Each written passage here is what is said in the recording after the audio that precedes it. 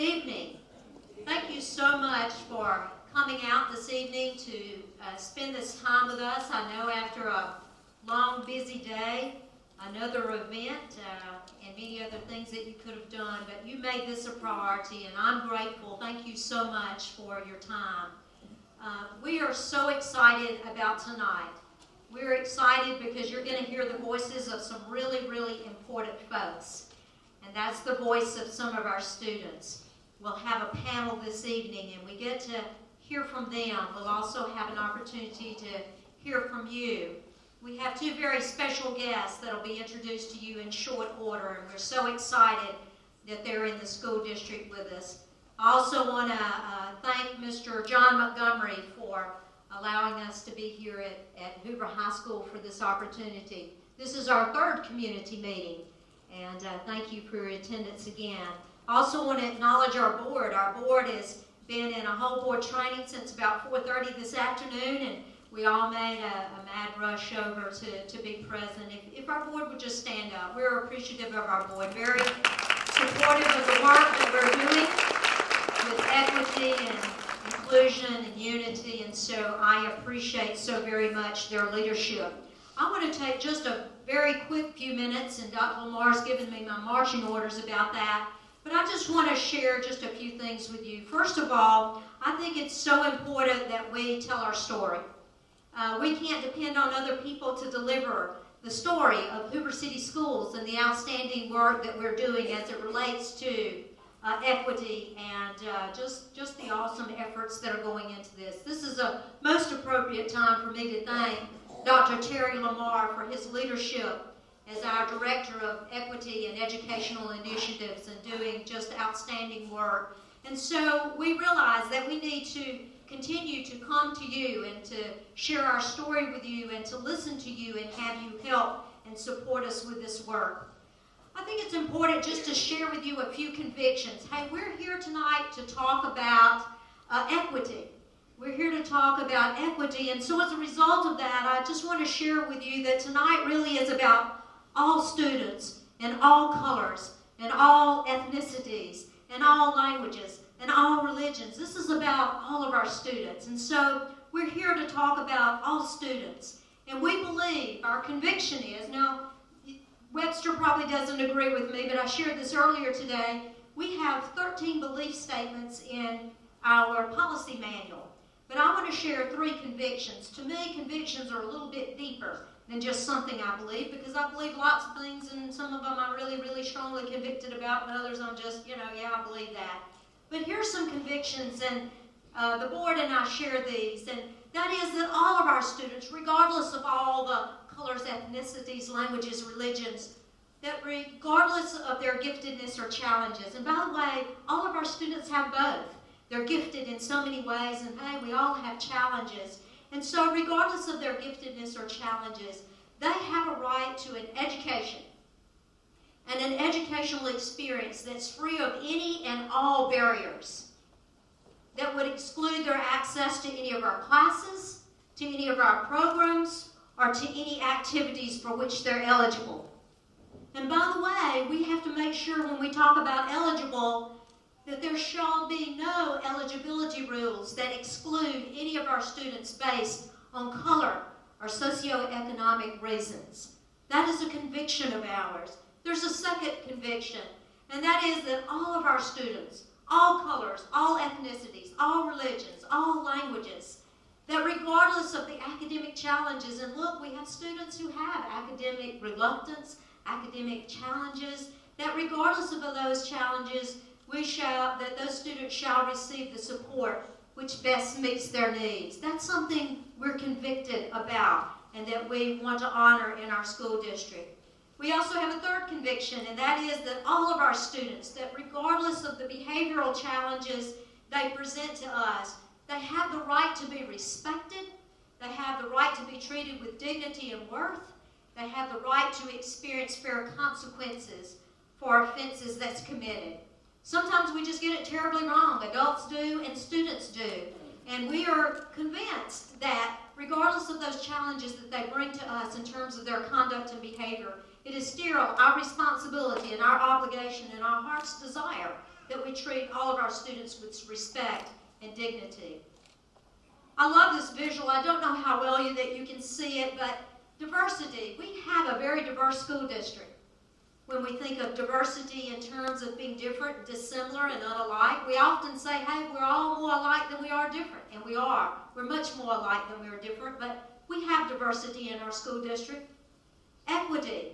Equity is about being fair and impartial, being just and being equitable. I love this particular visual here. It's one taller young man standing on one box, a shorter young lady standing on one box, and a child who's in a wheelchair, and there's a box beside him or her. Well, that's equality. Everybody got a box, right?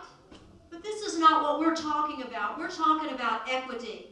The young man really didn't need a box to stand on. The young lady needed a couple of boxes. And by the way, the child in the wheelchair didn't need a box at all. He needed a ramp up. He needed a different support system. And that's what we have to do in our school district. Who needs a box? Who needs two? By the way, who needs a ramp? And so how do we serve all of our children? And by the way, unity. At the end of the day, that's the thing that we seek as a school district, as a community, as a nation. And that is being whole and being united, being one, being unified, and having that harmony. My other thought is what we say matters. We've learned that in the school district. What we say matters. We have to own the things we say. Sometimes our words leave people hurt, leaves them sad, it even leaves them angry. And we have testimonials of that, right? But here's something else that is important. Sometimes the words we fail to say, that we fail to speak, also leave people hurt, sad, and angry. Let me say to you very clearly, if you've not heard me say this before, we want all of our children to be treated fairly, equitably, with dignity, with respect. That's not just something we're obligated to do in a box we seek to check. That's a heart's desire. That's a conviction. That's who we are. You know, I was so reminded of this video. Sometimes Disney can say it best. And I just want to close with this thought, which I think is just something that's so apropos for all of us. And we're going to let Thumper take us out. Well, Thumper may not take us out. Hang on. Thumper's got to take us out, so you got to hang on with me. Can I get one of you to hit it from the floor, or will that work? Or where are we, Jennifer? All right, perfect.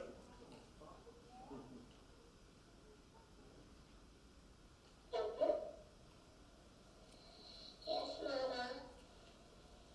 What did your father tell you this morning? If you can't say something nice, don't say nothing at all. Can I get an amen? Amen. Hey, it's time for us to be kind.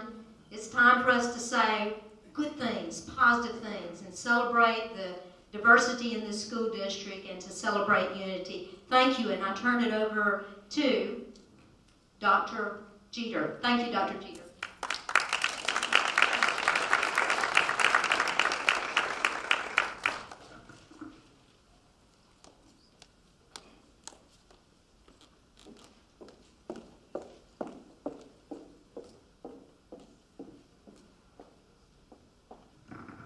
Good evening, everyone. I'm Dr. Autumn Jeter, the Director of Curriculum and Instruction here in Hoover City Schools. I'm slightly under the weather, so forgive me if my voice sounds a little monotone. I'll do the best I can. I will be very quick and brief with you. But before we get into the portions of Dr. Lamar's presentation, I want to share with the crowd our academic achievement data as of today. You all know that the State Department released a report card about a month ago, and we in Hoover City Schools were very, very proud of the progress we've made. We're very proud of our schools, our administrators, our central office staff, Dr. Murphy, everyone that plays a part in the academic achievement here in Hoover City Schools. So as Dr. Murphy shared with me once, we need to celebrate that. So we want you to know where we are. Now this is the 2019 Hoover City Schools academic report card. Just very quickly, so you'll be aware, we set goals for all school systems, I hope, set goals for things that they want to achieve this school year. And our goal has been, and still is, and this comes from our strategic plan, students will grow and achieve immeasurable knowledge and skills through equitable access to relevant, rigorous, and engaging instruction. That equitable access piece is very important. My department is made up of a few of us, and in conversation with the person who works with me immediately side by side, we talk a lot about equity. Anything that we're doing new, there's a big focus this school year and has been on dyslexia and services and interventions, and we ensure that we've got equitable access across both sides of Hoover City Schools to ensure that those services are available to all when needed. So equitable access, and we do follow the course of study. The Alabama course of study lists a set of standards that we are required to teach. And in Hoover, we do teach those standards, but we go well beyond the basic to ensure that our children are receiving an engaging and rigorous education.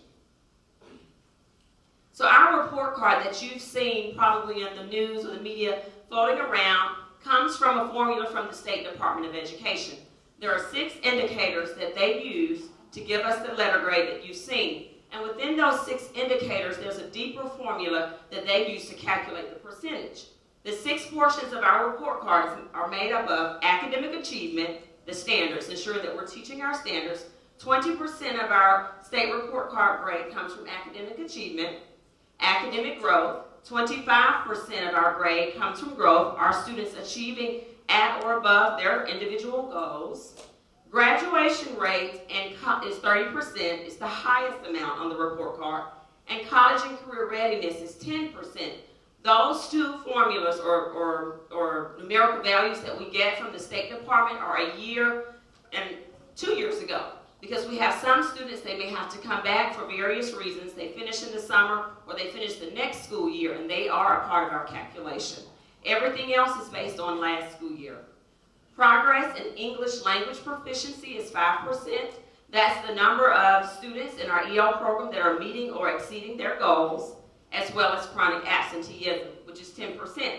Now, amongst these 6 indicators, chronic absenteeism has changed just a little bit, but we're very proud of where we are. You may or may not be able to see this from afar, but if it's on our website, or if you Google Hoover City Schools report card grade, you will find it. But based on last school year's scores, Hoover City Schools scored a 94A, and that is to be celebrated. 94A for Hoover City Schools. The previous year, we were at a 90A, so we've made great gains. And the circles that you see, and I know you can't see them from afar, these are the 6 indicators that I just shared with you. Chronic absenteeism is here in the middle. You want that circle to be really non-existent, and only 4% of our students in Hoover City Schools are chronically absent. And then the other circles, you want them to connect, and we're just about there. One I would like to point out, again, I know you can't see the fine print, this is our EL, English Language Indicator Circle.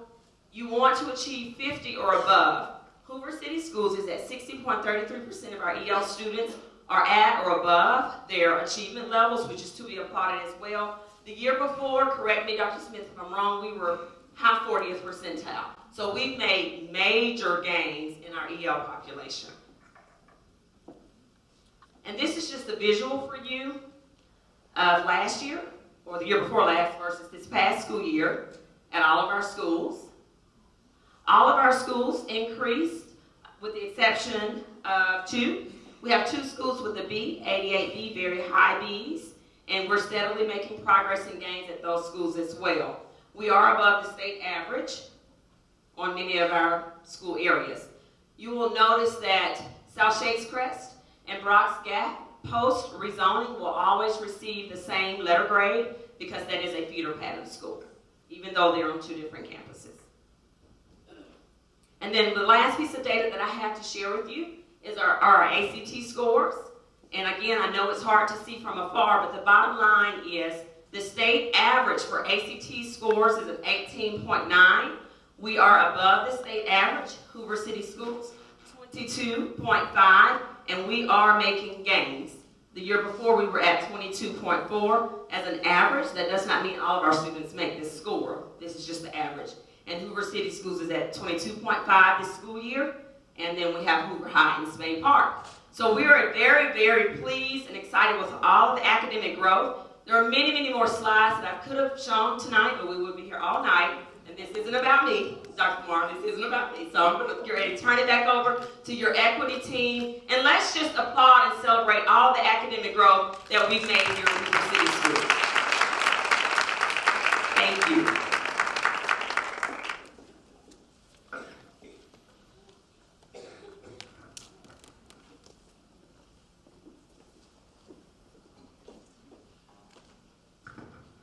Before I start, we have some rock stars in the building.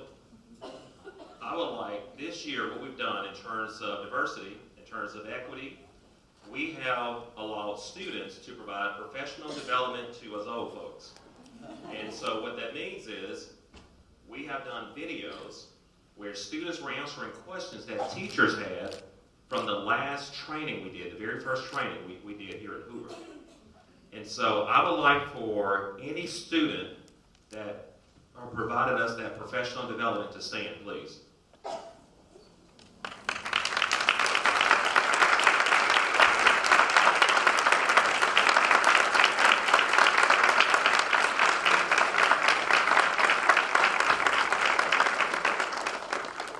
These students were brave, I will tell you, and we've had experts, we've had teachers, we've had multiple folks to tell us many times, oh my goodness, those kids are brilliant and they know their stuff. Honestly, I think my job should be on the line because they're all great with this work.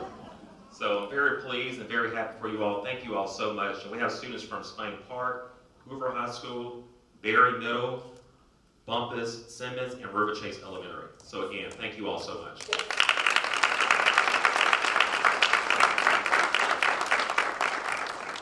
I want to also speak to all of us in here. And this is a statement or a conversation when I was a school principal at Bluff Park.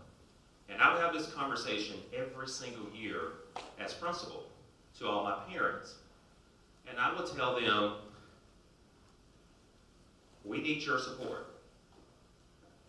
One thing that I can promise to every last one of you in here, we will not get it right every single time. We are dealing with students. No offense, students.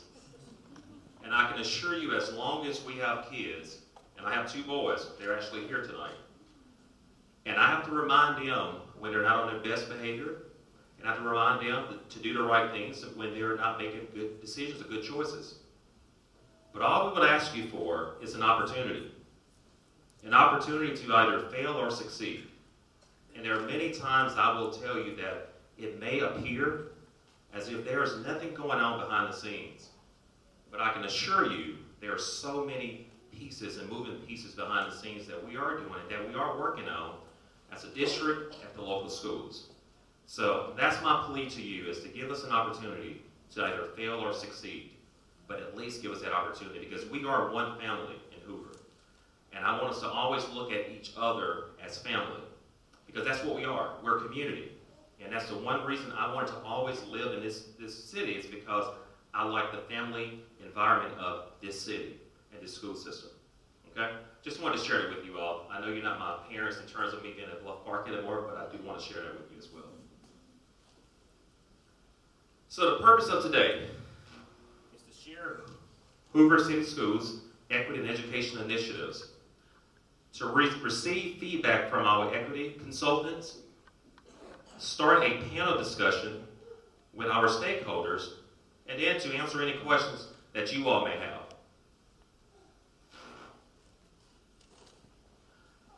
So the first 9 weeks, like I mentioned, we actually did some professional development training. So each 9 weeks, we're going to do equity training with everyone. When I use the word everyone, we're talking about C&P. We're talking about custodians, teachers, administrators. Everyone will receive the exact same training. And I also want to speak to this as well. This is not based on consent decree or anything else like that. This is based on us doing what we feel is in the best interest of our students. And that's also based on us listening to our students as well in terms of what those needs are, those desires are, listening to our parents. We're going to talk more about that as well. So the first 9 weeks training was we did student focus groups. We shared those findings with everyone.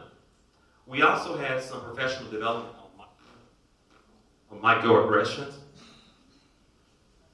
I'm about to pull up my PE voice here in a minute. On microaggressions, isms, and when we use the word isms, we're talking about racism, we're talking about sexism, ageism, ableism. All of those isms is what we're referring to. And also a conversation on implicit bias. Now, we're going to talk about the individuals that trained us on this shortly. The second 9 weeks, that's where we are now. So much fun here. We're going to share the Equity and Education Initiative timeline. Basically, what we're doing here today, we're going to share it with our entire faculty and staff. Because I'll own one thing here. We're doing a lot of work in Hoover. And I listen to, even we have a parent equity committee, we want to acknowledge them later on too. But with the work, many times we are not sharing out exactly what we're doing. So we want to make sure everyone knows what we're doing, so we're going to share that information with our teachers and everyone else. We're going to respond to teachers' questions from the first training. So the first training, we're going to respond to the teacher questions from the first training. What that means is any of the questions that teachers have, we're allowing experts that we have here today. And we're also going to have students, they're answering some of those questions as well, getting it from that student perspective. We're going to share student and expert videos, and we're going to have discussions based on those student and expert videos. The third 9 weeks, we are going to review parent and teacher focus group findings, because we also did focus group with teachers and also with parents. We're going to create a plan. Each school will come up with their own equity plan. So it's going to be pretty much personalized. All right, let's see. I think that's better. So each school will create a plan that will address the findings from the teacher and parent focus groups.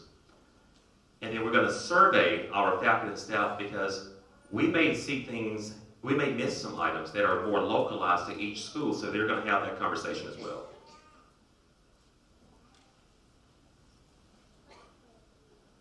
All right, so let's talk about the equity timeline. It's a great thing I'm in a great mood tonight, right? So November 2018, we're going to walk us through that timeline at this point. I was hired in November 2018. We also selected members for the District Equity Committee. And the purpose of the District Equity Committee is to review and analyze data, use that data to drive educational initiatives and professional development. Also, we've had some consent decree meetings held at the central office. These are not the consent decree meetings that you're thinking about in terms of, are we going to get consent decree? These are meetings we're having at the central office in regards to, are we following the guidelines, or are we doing what we say we're going to do in terms of the consent decree? In December, we had the formation of the District Equity Committee. So we formalized and formatted that District Equity Committee. Also, HR and Director of Equity met with principals to discuss updates to the hiring process. And so for the hiring, I'm just going to put this down here. Do we have a different line? All right. So for the, I'm going to come down on the floor with you all here. Maybe it'll work better. So that hiring committee, can you go ahead and bring it back? All right. So that hiring committee, what we're doing with this hiring committee, we're making sure that every committee is diverse. So that means that the interview panel has to be diverse. That means that the applicant pool has to be diverse as well. So anyone that we're interviewing, if we have 5 applicants, we have to make sure that of those 5 applicants, that we are having a diverse pool of candidates there. And so that's something that we're doing this year that we did not do previously.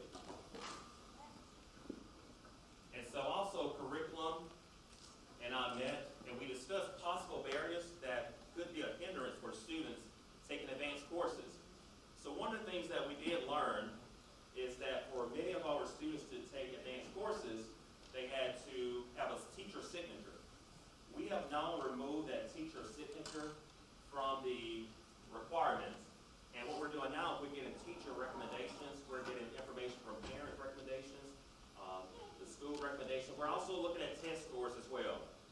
And we also sent surveys to our parents and students. So for example, with those surveys, we were asking questions about why are you not taking advanced classes? Why are you taking advanced classes?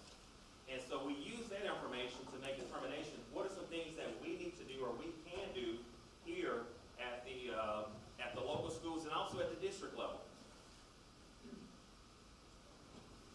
In January 2019, we discussed discipline data, and we looked at. I'm afraid to try it. So in January 2019, we discussed Discipline data. I think I'm being frank. I'm just forget the mic. So in January 2019, we discussed discipline data mostly on the national trends. So we looked at some of those national trends and talked about how does those national trends correlate to what we have in terms here in Hoover. And we divided our district equity committee into 3 subgroups. One of those being professional development, data, and also initiatives. And we met with the K through 12 administrators to discuss fee sheets, looking at them to make sure they're more aligned. So in other words, if you're at Bumpus Middle, you should not be paying more for lockers or more for anything or more than Simmons Middle is paying for the same item. So we're just making sure we're more aligned in that regards. Because previously we were not as aligned as we are now. Also, Dr. Murphy, Dr. Simmons, as the superintendent and assistant superintendent, we all met to discuss the implementation of professional development. That's those 4 PD opportunities that we have in terms of professional development for all Hoover City Schools employees. Dr. Murphy, Dr. Simmons, and I also met to discuss having focus groups. These are student focus groups, parent focus groups, and teacher focus groups, so that we can use the findings of these focus groups to drive that professional development, drive the initiatives that we're doing here in our school district. And then we started sharing discipline data with school administrators each month.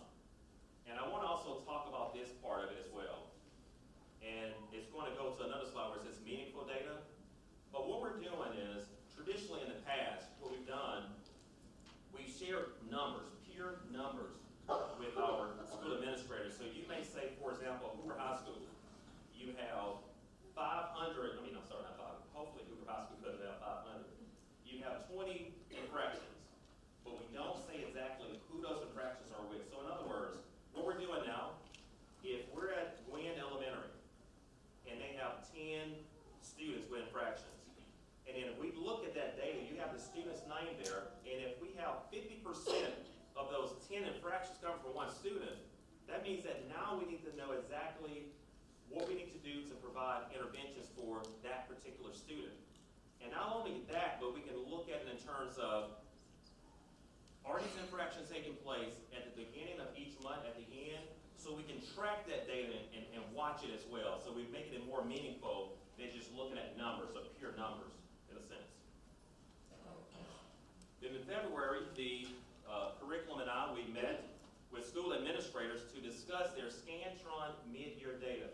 And this just basically was a checkpoint to say, here's where you are, and here's what we're hoping you can go. And you can see those results from the presentation that Dr. Jeter did with her presentation. The district scores went up, and school administrators played a critical role in that process. And also, I went and met with each school administrator to talk about diversity questions they may have or concerns. It was just a general conversation I had with all school administrators at that time frame. And then at that point, the equity committee drafted the student focus group questions at that point. And then in March, and we're not trying to run away from anything here, that's when the inappropriate video of students using racially charged language at home, that's when that video was displayed all over the internet and all over social media, I should say. That's when we also had the Department of Justice meeting at Trace Crossings Elementary. We started a parent equity committee in March also. And the district data, to provide feedback, and also to seek solutions. We also make sure those HR new guidelines and recommendations were shared with all administrators. And I will say this, that our diversity and demographics numbers, we actually have increased in terms of African American teachers in this district. We've gone up by almost 1.52 percentage points as well. And one thing I want to say on that is also, there are some schools that you will look at and you may say, why is this school more diverse than this other school over here? There are many factors that can come into play. For example, there are some of our schools, we do not have a lot of turnover. So some teachers, once they go there, they retire. And you do not want to create a situation where you're having to say, we're going to take some teachers from over here from Bumpus and put them over here to Simmons to make sure it's diverse. Because some teachers or individuals came to that school they're working at because that's where they came to Hoover, because they wanted to work at that particular school. So we think it's unfair. It's not fair to remove teachers in that regard.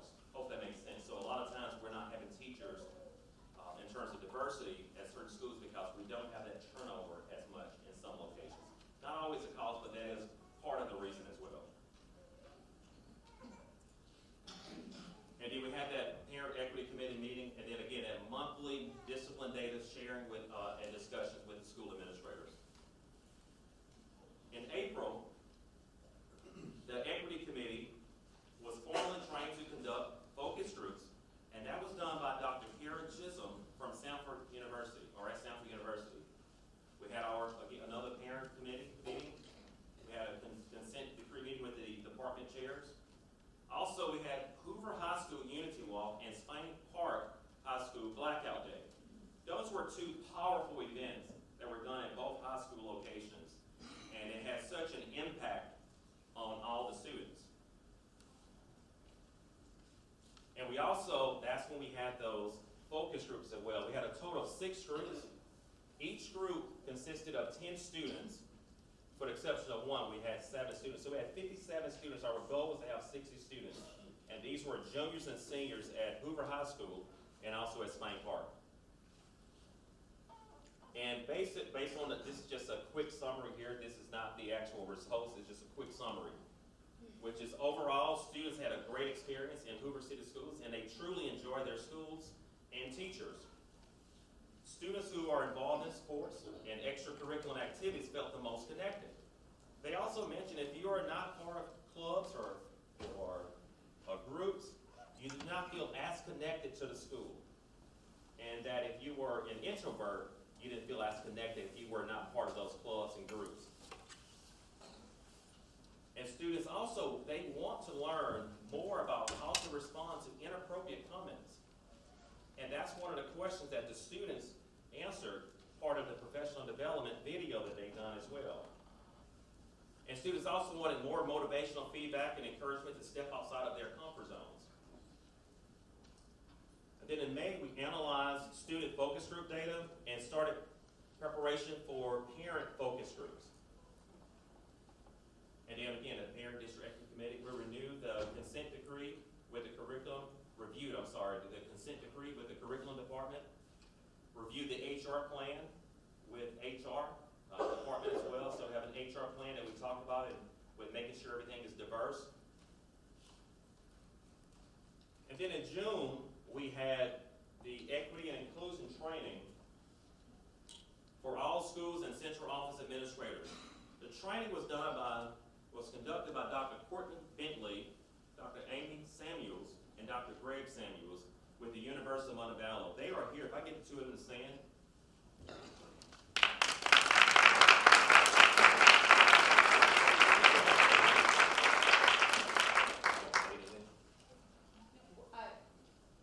We would just like to commend Hoover for the sincere commitment to diversity initiatives. And as Dr. Murphy said, this is not about box checking. It's really a sincere commitment to students and building the culture. So we just really appreciate the opportunity to be able to collaborate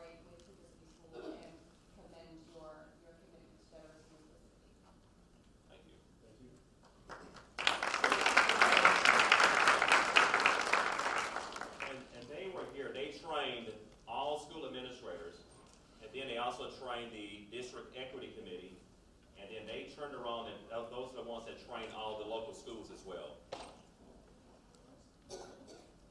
And then we had PBIS, which is Positive Behavior Intervention Supports, training for Tier 2 for elementary and secondary PBIS teams. A lot of schools make this their leadership team, but we had that training also in June. We also, I know you all probably heard about Code 3.35, proposed code. What Dr. Murphy did, she spoke with Dr.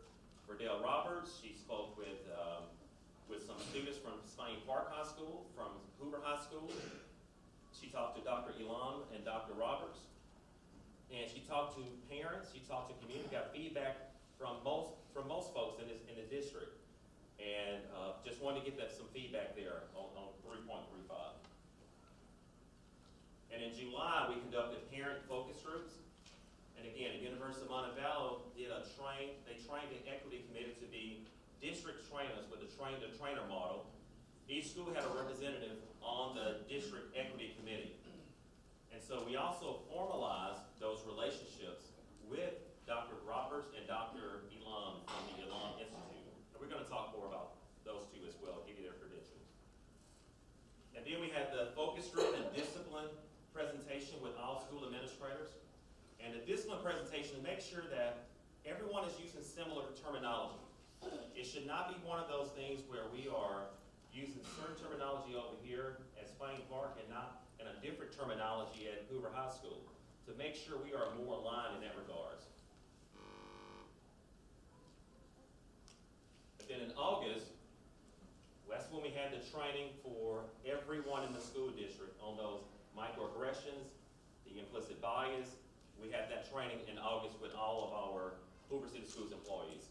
And then we had the teacher focus groups, one at each middle school. And the equity and inclusion preparation for Hoover City Schools Board. So Dr. Murphy and I met, and we looked at the same training that we received from the University of Montevallo, and we started preparing a presentation for our school board. And the reason we had to prepare for our school board because they were actually getting more. So they got like part 2 and part 1 of the training. So that's why we had to prepare for it differently. And then we have the formation of the Hoover City Schools Hiring Oversight Committee. And that committee is basically what we do. It consists of HR, school administrators, and a teacher on that committee. And what we basically do is look at each school location and see about the diversity. What is the diversity numbers from the previous year compared to this year? And so that's what we're doing in terms of the oversight committee. In September, that's when we, again, conduct those teacher focus groups, one at each middle school. We had the coding part. In October, Dr. Terry Pate and I, we're looking at publishing an article that will tell our story here at Hoover. And we're going to share that with everyone in this community as well. And in November, where we are now, so see November and December, honestly, here, we'll have equity and inclusion training for all Hoover City Schools employees conducted by the Equity Committee once again. And then a semester discipline data meetings with school administrators and meeting at each local school as well. And then we're going to share that timeline, this timeline here at Spain Park and also at Hoover High School, diversity panels to review that data with them for feedback. So that gives a snapshot. I'm sorry, you all, it's a little dry today with no microphone. You want to go as loud as you can without a microphone for such a period of time. So this is really what we're trying to do here in Hoover. I also wanted to answer this question because it kept coming up multiple times. Did the video change any of the initiatives that we were doing here in Hoover? So I want to answer those questions for everyone here. For the student focus groups, did it change what we were doing? We were originally going to have 3 student focus groups, so a total of 30 students. After the video, we said, let's add 3 more students. So we went from 30 students to 60 students. So we already had that part of our plan, but after the video, we want to make sure we got more student voices in terms of what are your thoughts? What do you feel like has taken place in the district? We wanted that feedback from our students. Parent focus groups, no. That was something we had in the works. We had planned on doing anyway. Teacher focus groups, no. That was already in the works. There were no changes made in terms of teacher focus group. No changes in terms of professional development. The district parent equity committee, yes. That was not something that we had in plan for last year. It was something we were thinking about potentially for this academic school year, but it was not in our plans or works for last year. So the video did change in terms of we added a parent equity committee. School board diversity training, no. And I also want to address one misconception. I was hired in November, and I had many ask, was I hired after the video was displayed? And no, I was hired in November. I promise you I was. You can look at the record. I also want to give a special thanks to all of our school board members, if you all will stand.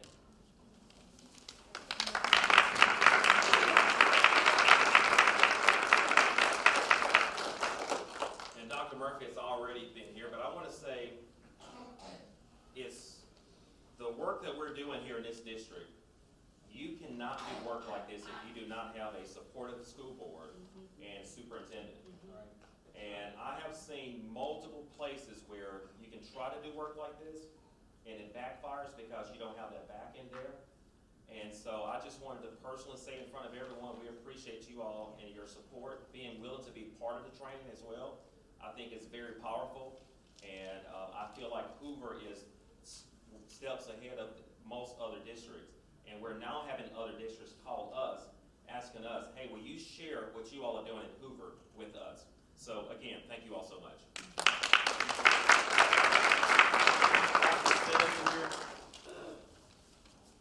Dr. Simmons is if you'll stand, if you don't mind.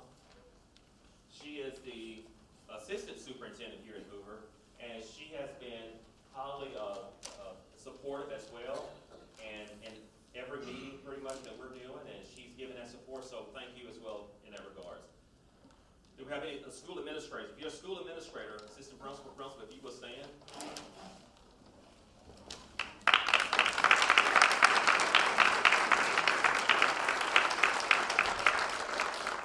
I will tell you this.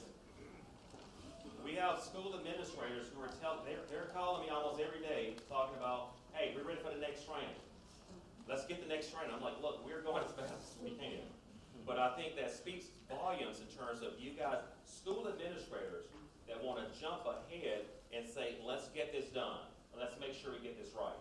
So thanks to all the school administrators for all the support that you've had in this process as well. The District Equity Committee. If you're on that District Equity Committee, if you will please stand as well.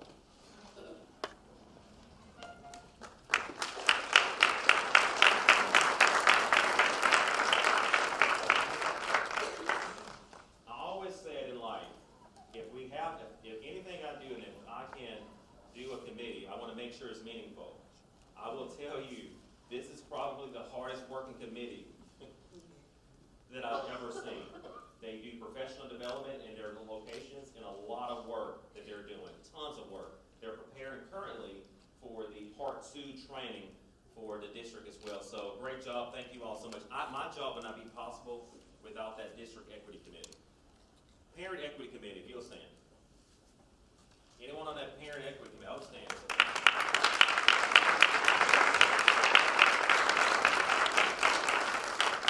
And that Parent Equity Committee, they give us so much feedback and insight. They are extremely honest too, I will say that as well. But we learn so much from the parents on that committee. And I look forward each month, I think the fourth Thursday or Friday of each month, I look forward to those meetings because I learn so much in those in terms of what we're doing in this district. All right, we've already acknowledged the University of Montevallo. All right, so again, give it up and one more time for our students as well.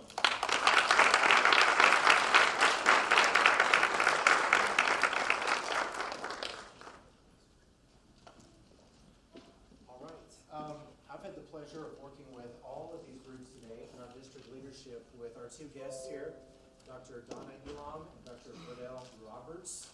They are our two guests here on the end of the stage. They have been touring our schools. They've been working with our district leadership team. They met at 8 o'clock this morning with the District Equity Committee. And again, to reiterate, toured some schools to kind of get a flavor, culture, and climate of Hoover City Schools. So we'd like to welcome them tonight.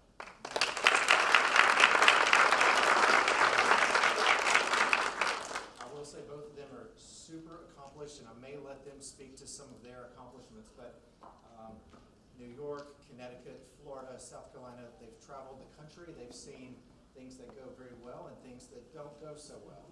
So they've seen practices that run the full gamut, and we're very excited to have them with us tonight. And I wish we had a microphone that works so we could, okay? Credentials on the screen right here. I know the font is a little small, so let me try to help you with this. Dr. Donna Elam, founder of the Elam Leadership Institute. She holds degrees from New York University, a master's and a doctorate of education, bachelor's of science from City University, New York's York College in New York City. She's the former director of New York University's Equity Assistance Center that served New York, New Jersey, Puerto Rico, and the Virgin Islands. She is the lead trainer on cultural competence for New York City's Children of the Rainbow. And I guess that's New York City's Chapter 504 Initiative for Disproportionality of Special Education and the Lee versus Macon training in Alabama. She currently serves on the Florida Commission on Human Relations. So, Dr. Donna Elam. Oh, wait, there's more. Dr. Elam has served 4 terms on the executive boards of Magnet Schools of America, the U.S. Attorney's Office for Civil Rights Work Group, and the Dr. Martin Luther King Jr. Institute for Nonviolence. She has conducted trainings and reviewed curricula for law enforcement and government agencies, and she has written many publications, and we looked, some of them are on Amazon.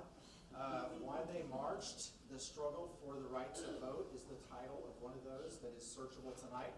It's a civil rights book for children that has been recommended by both the Department of Education's Just Read Florida reading list for educators and the governor's, I'm assuming Florida governor's, list of readings for Black History Month. So, welcome, Dr. Elam. Hi, Dr. Friedel Roberts, sitting to Dr. Elam's left.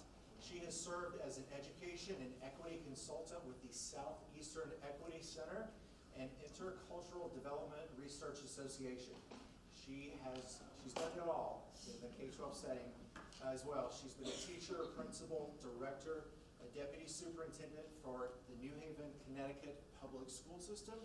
She has led the flagship school for Yale University's Hoover School Development Program. She has been published in numerous publications such as the Yale Press, and she has received many professional awards and recognitions such as an honorary doctorate from Albertus Magnus College. She also holds degrees in sociology and economics, elementary education, and administration and educational leadership. Do we have more slides on her? Okay. Very accomplished. We welcome you to Hoover tonight. Thank you.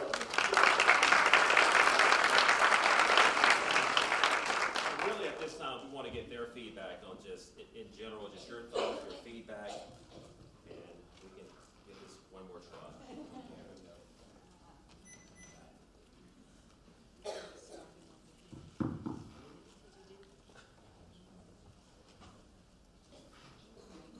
I guess because I'm the oldest, is that why this is happening here? How are you? It's a pleasure for us to be here this evening.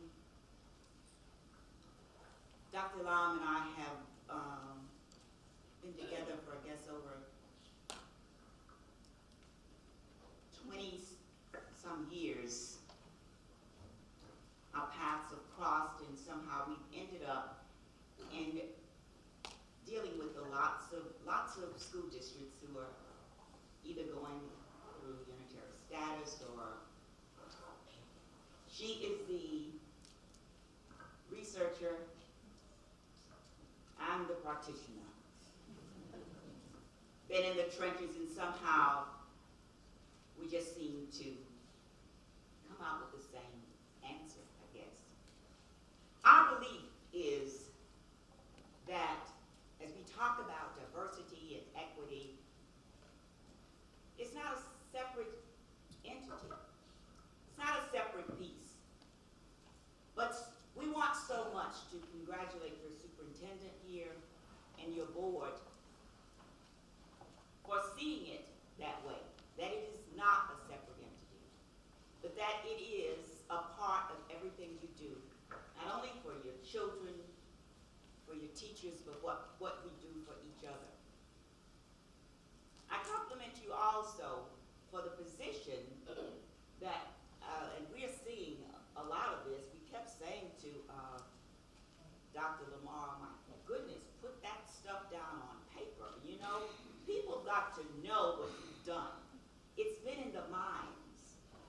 It's the culture that has been created here.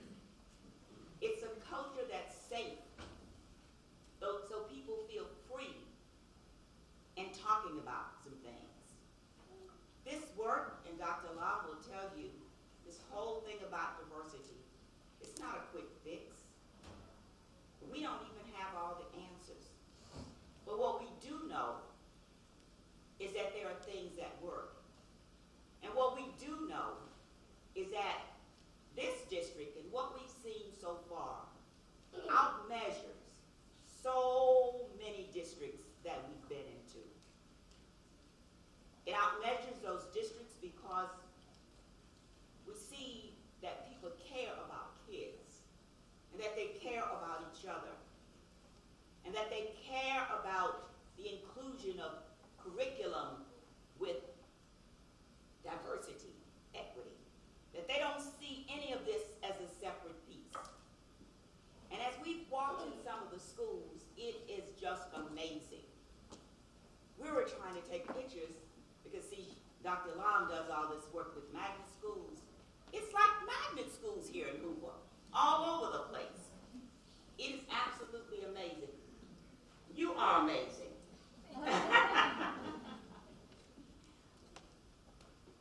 The children just kind of touched our hearts.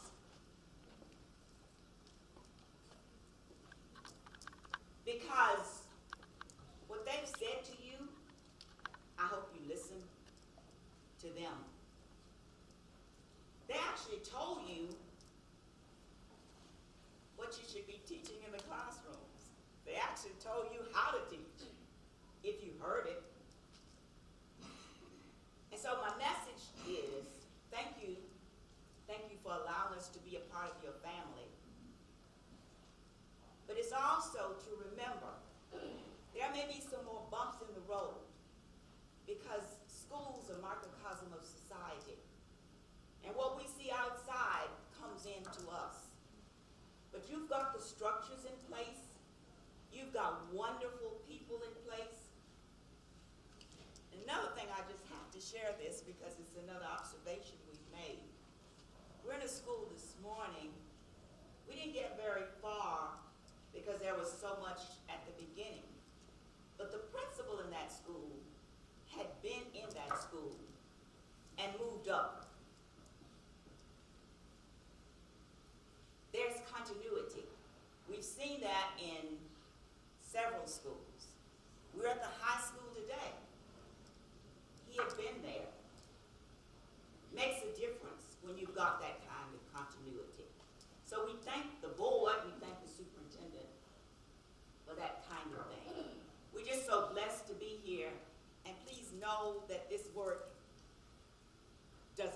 it never stops.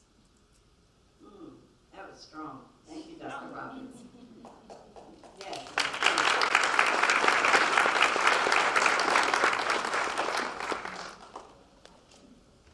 Thank you for inviting us to be part of the journey. When we first received the call from Dr. Lamar, when you're working across the country and you're most of the time when we're called into a district is because we have to correct so many things. When we started to have the conversations and meet with the superintendent, Dr. Murphy and Dr. Lamar started talking about things. Did you see all of those slides that Dr. Lamar did? That was 1 year. We worked with schools for years that never get to that level of integration of diversity, equity, and inclusion. So when we have to keep asking, when did this start? And that's why that timeline was so important, because that shows the heart behind when the superintendent and the school board and Dr. Lamar talk about we're part of the family. That's real, because the amount of work that was like several dissertations. It's just absolutely incredible, and we applaud you for that. So you're so much further along, and when you take your time on this journey, then you can sustain it. This is not a quick fix, and Dr. Roberts, you said that. It's not a quick fix.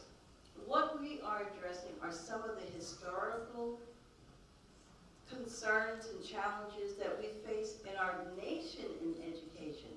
So the courage that it takes to when educators take and do a self-reflection on what can I do differently to ensure that every single child has access and opportunity and excellence.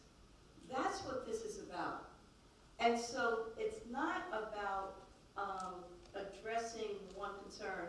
This is a systemic reform model that you've created, and you should be proud of it. Every group that was named that Dr. Lamar mentioned, from the parent group to the student group, and we're going to hear from some of the students, the teachers, the administrators, that is outstanding. And yes, board, to support the efforts that you have, that's part of a hurdle that many of the districts do not have that support because it takes time. And you understand that it takes time, and that vision is important. Superintendent, continue the courage. And yes, sometimes the road is going to be bumpy, but that's life. And when you're doing real, authentic work and impacting lives and bringing children from diverse backgrounds so they're raised to a level of excellence, they are our leaders. All of this work, and the reason why you're out here tonight is because of these babies. And that's what this work is about, preparing them for the leadership of tomorrow. So we're counting on you, young people, and I think that's time to pass the mic on.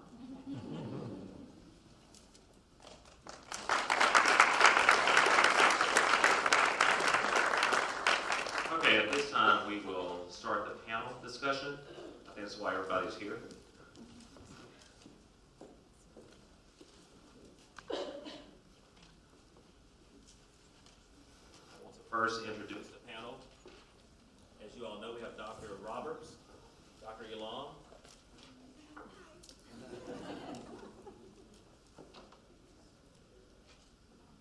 We also have Solomon Moore. Okay, from Virginia.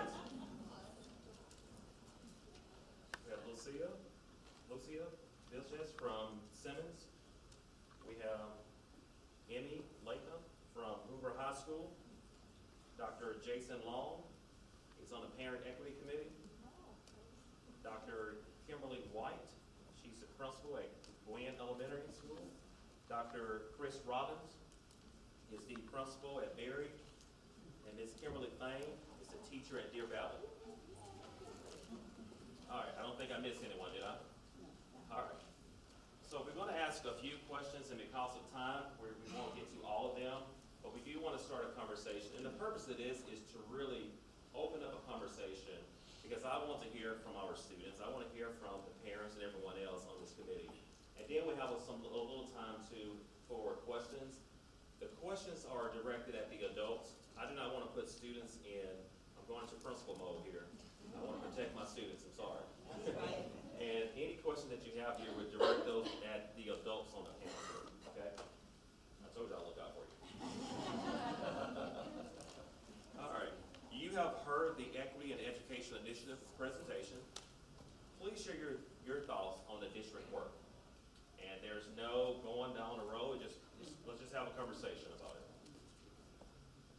share your thoughts. And that could be good, bad, and different. I think I appreciate the time that it's taken to get through the process. And I know I'm kind of repeating what y'all said, but it's a marathon, not a sprint. And we're trying to do it right.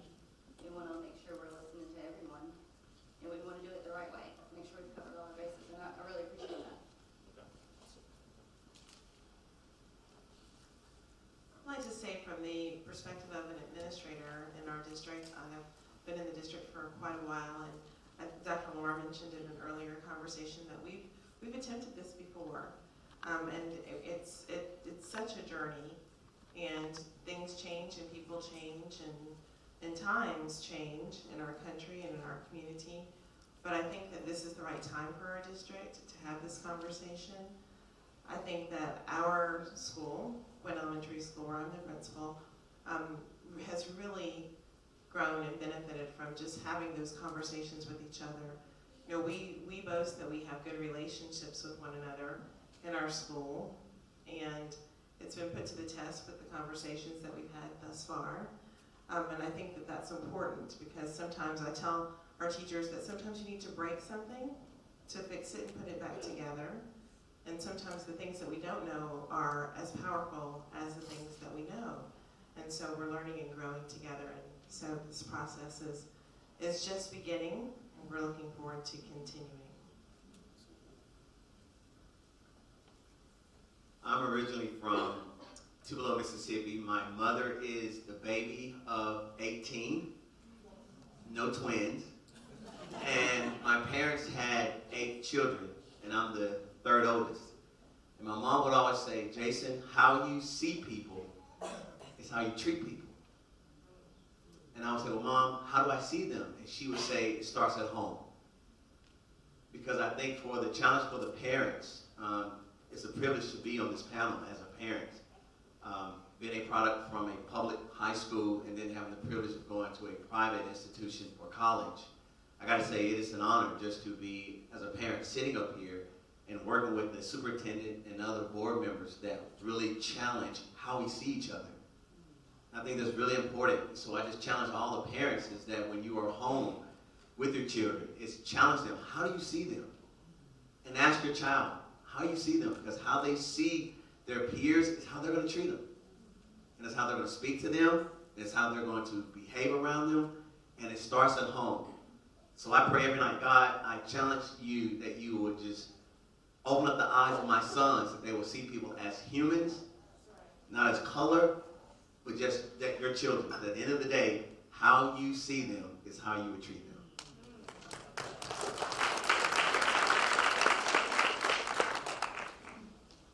He's a very parent, so. One of the things that I appreciate in this process, and about a year into being on the district equity committee, what I appreciate most is the priority that has been placed on student voice and listening to our kids. That has been the single most powerful thing for me, is to hear these kids talk and have these courageous conversations about equity and about relationships and about diversity. You mentioned earlier about just the things that our students got to talk about in the videos, and what I tell my students when we sit down and have these conversations is, you need to be very proud of the things we talked about today, because there are many, many adults that would never dare step into the waters and the conversations that you guys have embraced. And that's one thing I appreciate about you, Dr. Lamar, board, those that have been involved, not only in the video, but the training, the professional development for teachers is the priority. What I have learned is that we need to listen to our kids, because they tell us so much.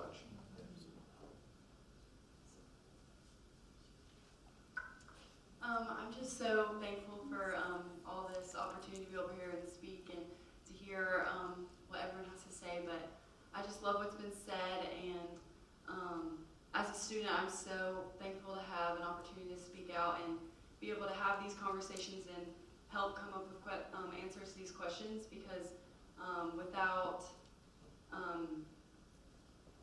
trying to answer these questions, there's no one answer that we're all going to be able to come up with. Otherwise, we wouldn't be sitting here today. And I think it's a matter of just trying to find those answers to those questions by doing this, and it's not an effort by one person, and there's not one answer, but it's all an effort putting in to try to find the right.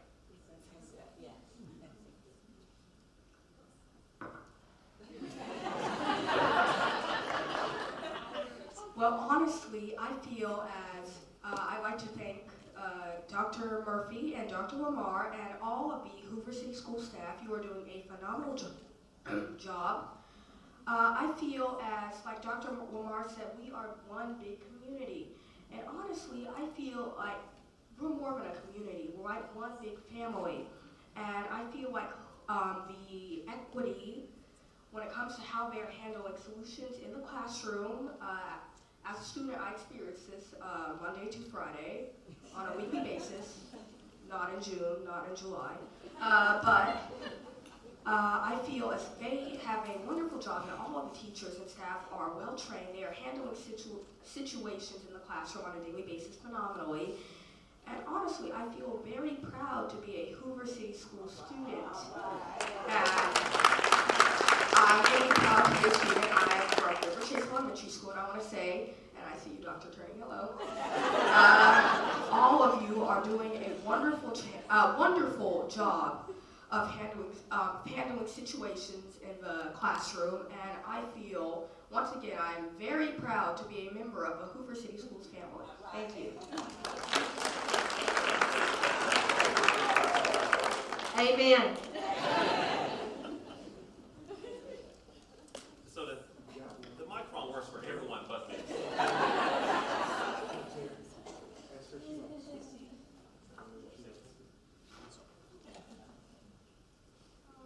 My name is Lucia Vilches, and I just want to say, like, every day before I go out to the door for the bus, like, my bus comes really early.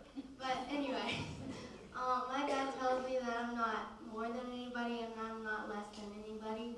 And I think that you guys have covered that very well today, which means, like, I'm not, like, nobody's less than me. Like, nobody means less than me. Like, everybody's equal, and nobody's more than any other person.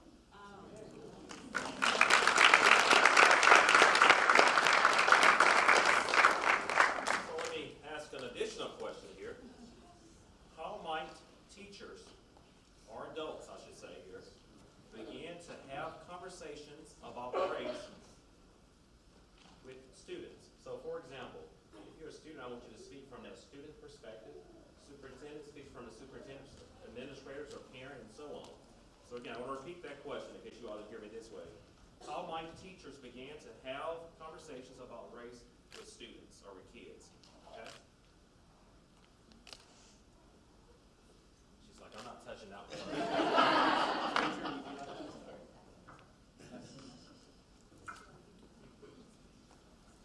I think it depends on the grade level, first of all. But I teach first grade, and for me, and for I feel like all of Hoover faculty and staff, the relationships are a priority. We need to get to know our students. We need to get to know their backgrounds. We need to get to know their families, what their interests are, and try to start the conversations through that. Start with kindness. Start with character traits we were discussing earlier today. We can bring diversity in through some of the books that we read, the literature that we choose to share with our students. From my classroom, from my age level, I feel like that's what will start it. I do feel like we have a lot of responsibility at the lower elementary level to start those conversations to be built upon later. If we can get our students to be comfortable having those discussions now, it will continue to be more comfortable as they get older and mature. I don't think the conversations will ever stop. There's no closure on that. I hope there's no closure on that. I hope we're always talking about these types of things throughout Hoover City Schools.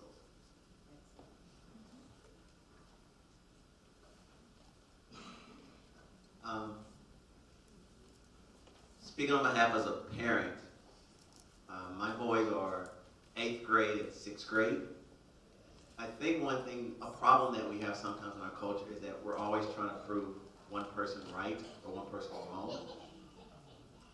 So from a parent standpoint, in our household, we just try to understand, seek to understand. And so we say, how can we talk about this situation? Like I said, there's so much that is happening in our culture that we either choose to ignore it, or we're trying to prove one side right and one side wrong. And so the importance of a parent is to try to see where your child is at that level, like the teacher said, and just try to understand from their point of view, what does that mean? Like when they see something on the news, we're very careful about what we allow our children to see at home. We're very cautious of the environment of what is going into them. And if it is something, we'll ask them the question, okay, so what did you just see? Because your child can be in the same room with you and see the same situation totally different. And so we try to do our best to really ask questions to our sons. Okay, what did you just see in that news story? What did you just hear in that news story? How does that make you feel? And why do you feel that way? Because you don't know what they are hearing at school when they're not with you. And so one thing we also do with our sons, talking about this race situation, is we never say to our boys, were you good today? Because when you do that, you put them in a situation that is either good or bad. And so we'll ask them, did you make wise choices? And so every day when they leave our house, we'll say, make wise choices. We don't say, be good today. When they come back to us, we don't say, were you good today? We'll say, tell about the choices you made today. And I think that also helps with the race situation, because at this point in middle school, they're now starting to see it, and we'll say, well, what choice did you make when you heard or you saw that situation?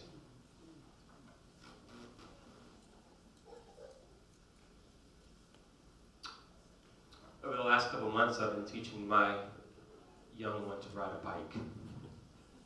A young elementary school student. And he's learning to ride a bike. And at first, it was pretty ugly. We're wobbling, we're going all over the place, and we got the helmet on just in case. But there were a few times when I wasn't quite sure how it was going to go. But what started to happen is he started to pick it up. He started to learn. He started to learn how to turn and keep his balance. And before I knew it, he's zooming. He's more comfortable with it. So what started off as uncomfortable, awkward, didn't know how to keep his balance, falling all over the place, with practice, with time, with instruction, became something that he was able to master. One of my convictions about having these conversations about diversity and equity as it relates to my teachers is in the same way. The more we do it, it's going to be awkward, it's going to be uncomfortable at first, but you know what? We start to master some things, we start to grapple with some difficult topics and vocabulary, but then it just becomes easier and easier and easier as we go. Same thing with our kids, same thing with our students. Giving our students opportunities to master these same conversations is the same way. So helping folks understand that there is an end goal. It's not always going to be uncomfortable like it is right now. There will always be uncomfortable parts and pieces, but also we're all at a different, we all have different comfort levels with this as well, because we all have different experiences. But my philosophy as a principal is to give my teachers, give my students opportunities to practice and to have those conversations so that they can master those.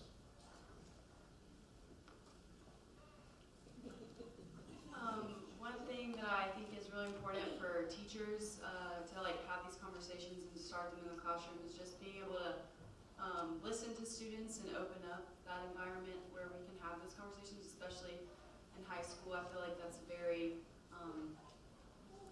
hard thing to do, but it's also effective when it's not a teacher just trying to explain things or a student speaking. It's everyone having one conversation, because everyone's going to be coming from different perspectives and has different things to say. And it's important to understand where everyone else is coming from and understand their perspectives before you try to put your perspective on first. And just learning to listen to others, I think, is really important. So, personally, when I think about the question, how should teachers address the question, the conversation about race my opinion, well, let's just start off with this, the golden rule. Treat others the way you want to be treated. If you look at all of us, if you take away our skin, we all have hearts, brains, lungs, gallbladders. We are all human, and therefore, since we're all human, in the month of February, it's Black History Month. In my opinion, in Black History Month, usually you learn about like people such as Rosa Parks, Martin Luther King Jr., but in my opinion, every month should be Everyone History Month. I'm not going to say names, but there is a teacher at my school who usually reads books to the class that they're not just like regular books, like storybooks that says, the cat jumped over the fence. It's more like, it actually gives you a perspective of other people.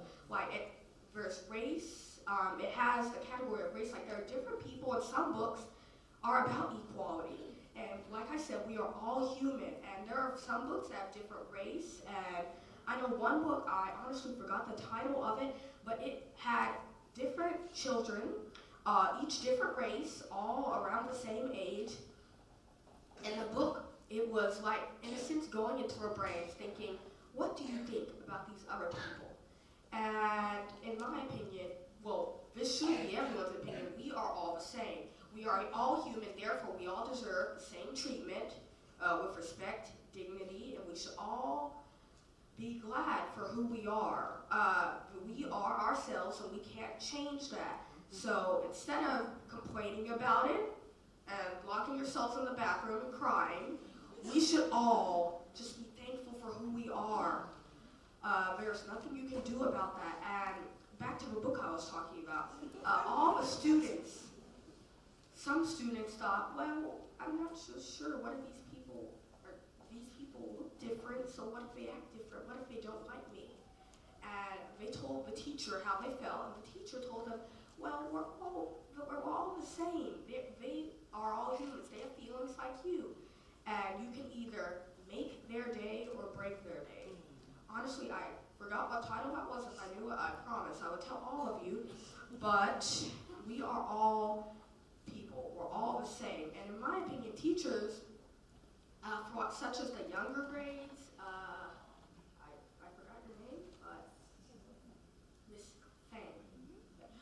Well, for younger grades, some teachers could ask, they could read books that kind of show this perspective of different people and different races. Like, okay, like they have African Americans, people of Hispanics, Asian, and Caucasian.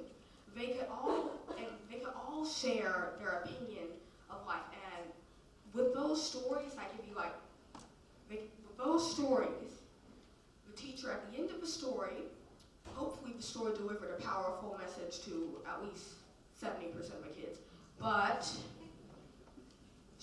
he or she can ask, so what do you think about that book? How did that book make you feel? How do you feel around other people who don't look the same as you? And children would answer, and she would say, oh, well, we are all people. In this classroom, we are a little family.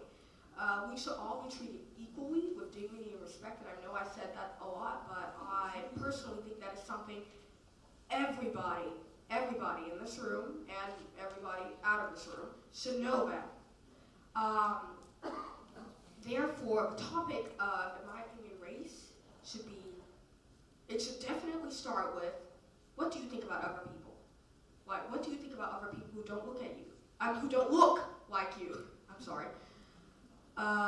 Once children share, like I said, the teacher would say, we are all humans. We should all be treated the same, and we will all, in this district, and hopefully in every other district, we will all have zero barriers when it comes to accessing learning and knowledge that the teachers will share with us. And we will all be treated with respect as a human at this school. I'm taking this young man on the speaking circuit. Wow. Our students students are so impressive. Here's what I would just say simply, and that is it's a really big ask when we ask teachers to talk about race. And it's difficult when they're not prepared. And we've had lots of conversations today about professional development and how we provide the support that we need in order to be able to have these difficult conversations. I'm now 3+ decades into this world of education. And I will say to you what I said to our District Equity Committee this morning. This is some of the most difficult work that I have had to do as an educator. It's tough. It's important. They're critical conversations. We need to be prepared to have them. And I think we really are on a very nice journey, a nice course of how we have these difficult conversations. And I do believe it gets easier as we do that, Dr. Robbins. Thank you for that analysis. Absolutely. And I like to add on to what Dr. Murphy said, and as long a teacher once told me this. Well, no, not a teacher. Somebody once told me this. I'm pretty sure they worked for one of the schools. As long as there are humans, there will be racism, and as long as there are teachers in schools, teachers play a key role in that field. In that area, and by key role I mean they can prevent it. In the school, a school, like I said, is a family, and families do not discriminate on each other. Well, the teachers play a big role. They can, the conversation, like I said, should always start with what do you think about other people. Yeah, I'm speechless now. I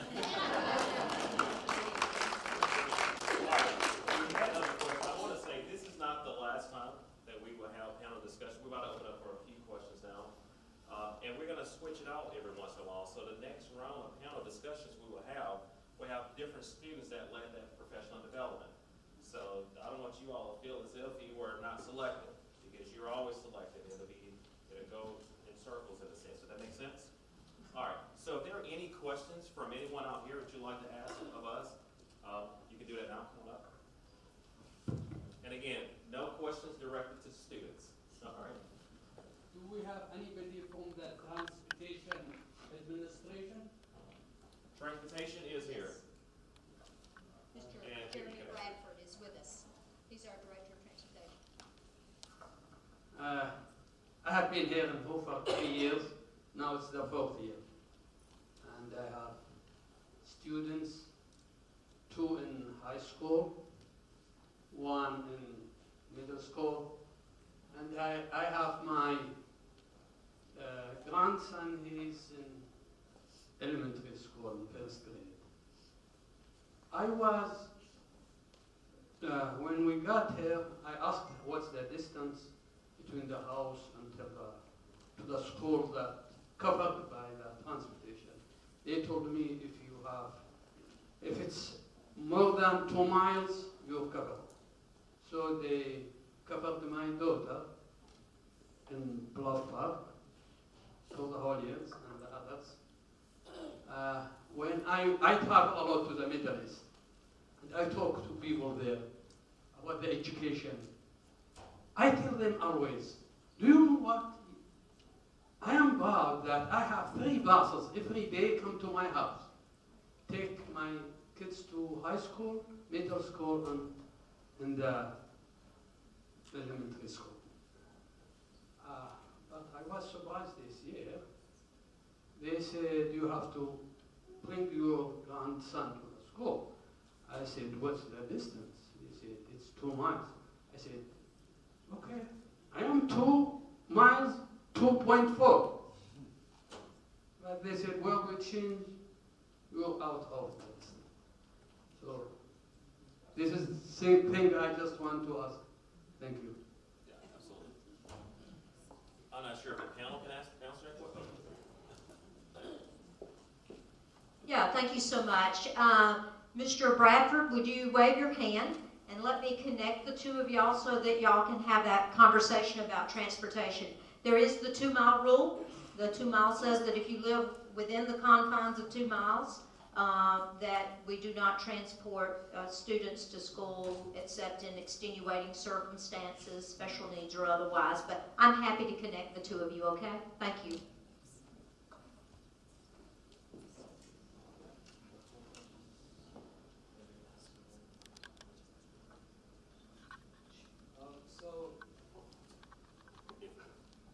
I go to Simmons Middle School and I'm in 7th grade, and something I've noticed is that Miss Dr. Murphy mentioned religion. What I see is a lot of support for specifically Christianity and absolutely none that I know of for any other religions or non-religions. We have something called Revolution, I think it's called that in our school, where it's a Christian worship service.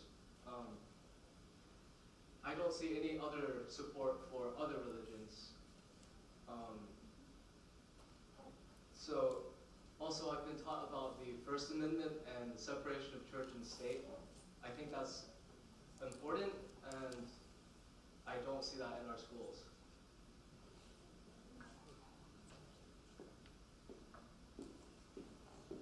Thank you for that question also. So please know that we are no respecter of religions. And so I would encourage you to have a conversation with your principal. We have a number of our students who leave campuses for various and sundry worship opportunities, commitments that they have specific to their religion. So you very well may see more slant to Christianity.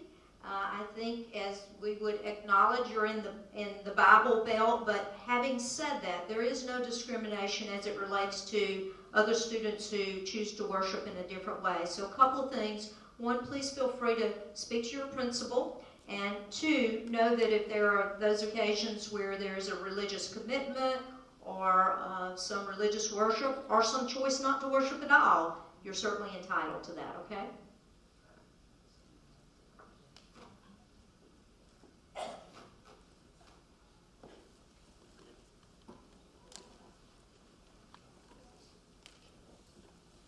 Thank you. I failed to mention earlier, and Mrs. Payne spoke about diverse literature starting at the schools, and I'm going to have Mr. Lockamy just give a quick, brief statement. And you may have seen it on the news or on our website, because I know Mr. Gaston has published it.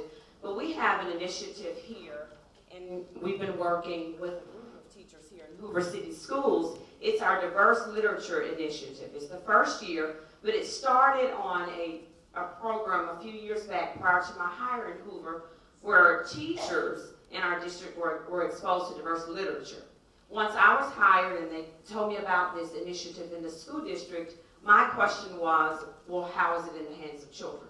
Or how is it in our curriculum? So we pulled together a committee of representatives from across the school districts, K-12, to come up with a plan. I gave them my vision and some non-negotiables, and then they developed the program. Mr. Reed Lockamy is one of our individuals on this committee, and he's a teacher of the pilot program. We've got various teachers across the district who are piloting these diverse literature or diverse books in the classroom. So I want him to just speak briefly on DLI. So the DLI, it's something I'm extremely excited about. As an English teacher, and I taught at Simmons Middle School for 4 years, and now here at the high school. And oftentimes, I think that, as I mentioned recently in a piece on the news, we have difficulty having all of our students feel engaged with the literature that they're being presented with. I know in particular I teach a 12th grade English class here at the high school, which is a British Lit class, and I think almost anyone is challenged at times to be engaged with British literature. And so the DLI is something that began years ago. The whole initiative initially was designed to get books into the hands of teachers so that teachers would become more aware of literature that represented a broader sense of diversity. And now I think that's the thing that Dr. Jeter's done this year that's so good is now to be implementing those books into the classroom. So, for example, in my 12th grade English class, we will be departing from British literature late in the year to study Brian Stevenson's book, Just Mercy, which I think is just one of the most impactful and important books that I've run across in the last 10 years. my wife is also a librarian in the school system, and she's working very hard to diversify her collection and work with her students. And there are a lot of teachers across the system who are doing the same thing. So it is one thing that's happening in the school system. I know that Elizabeth and I are very excited about it, and I think a lot of our students are as well. And not only for the official study of books in the classroom, but also many of the books that I got in years past through the DLI before it became a curriculum thing are books that I've been able to hand out to my students, and it's been so fantastic to hear back from them how engaging they found that literature, and how they either are able to see themselves in those books or are better able to see their classmates and the experiences of people who are not quite like them. So anyway, kudos to the school system, and like I said, I'm very excited about it. We have time for one more question. We have one additional question.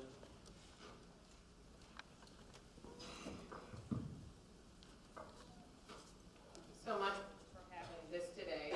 I guess can I do two questions if they're short? Okay. So I got to fit it in.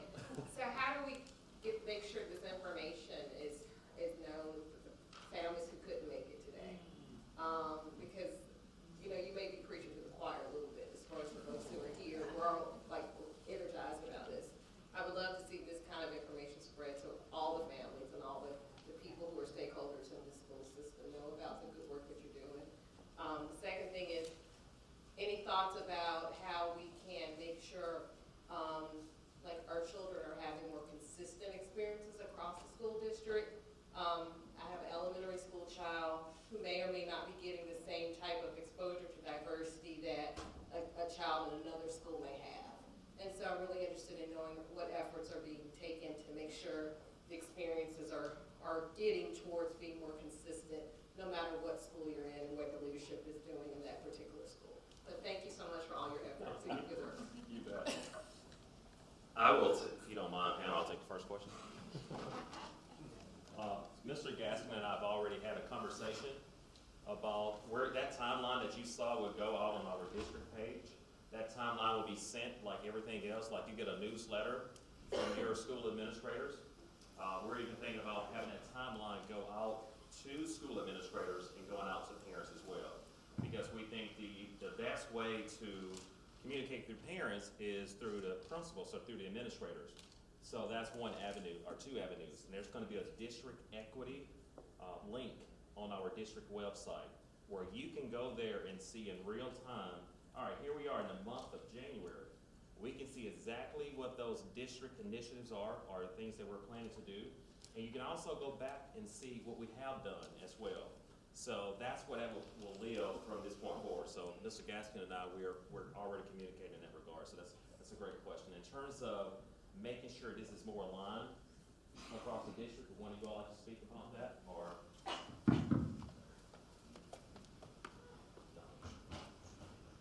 That's a great question, and I'm not just a principal in the district, but I'm also a parent. And it's important to me that my children are getting those same opportunities, that we're sharing this energy that we have across the district. I'll say as an elementary administrator, we are a tight-knit group. I know that there's a representative from every school, every elementary school in the district in the equity meetings, and so those conversations continue in our meetings outside of that meeting when we're talking about equity, because we also are interested in sharing with each other the great things that we're doing from school to school. One thing I think that is really wonderful about Hoover is that we have lots of different types of diversity. We have racial and ethnic and religious diversity, but also socioeconomic diversity. And so some of the things that we talk about and that we can continue to look forward to talking about are about how our schools are different, but when we come together, especially those of us, when they get to high school, we should have done some of the hard work at elementary school. We should have had some of those conversations and prepared our children to be more thoughtful, and as the children have said, to realize that we're all one big family, that we're a community. And I think that onus is on us as administrators partly to continue to have those conversations. And I will tell you that we do, and I think we will continue that so that there will be that continuity in our district.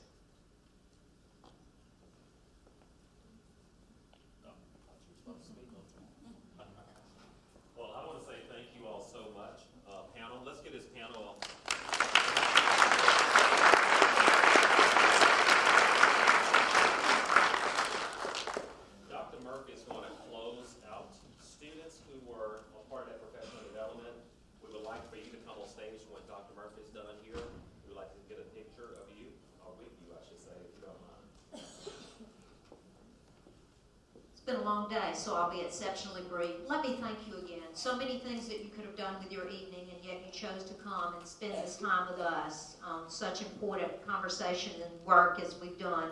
I'm so proud of you students. The input that you've given us, the video that has been provided for us. Here's what I know, adults. These students need to know we care about them. They need to know in the house you care about them. They need to know when they walk into the schools that we care about them, right? I heard that message loud and clear. So thank you for being with us, students. I'm so proud of you and everybody who's made this evening possible. Thank you so much to the panel and Dr. Lamar, to our very special guest, to a board who's passionate about this work. Thank you all. Good evening.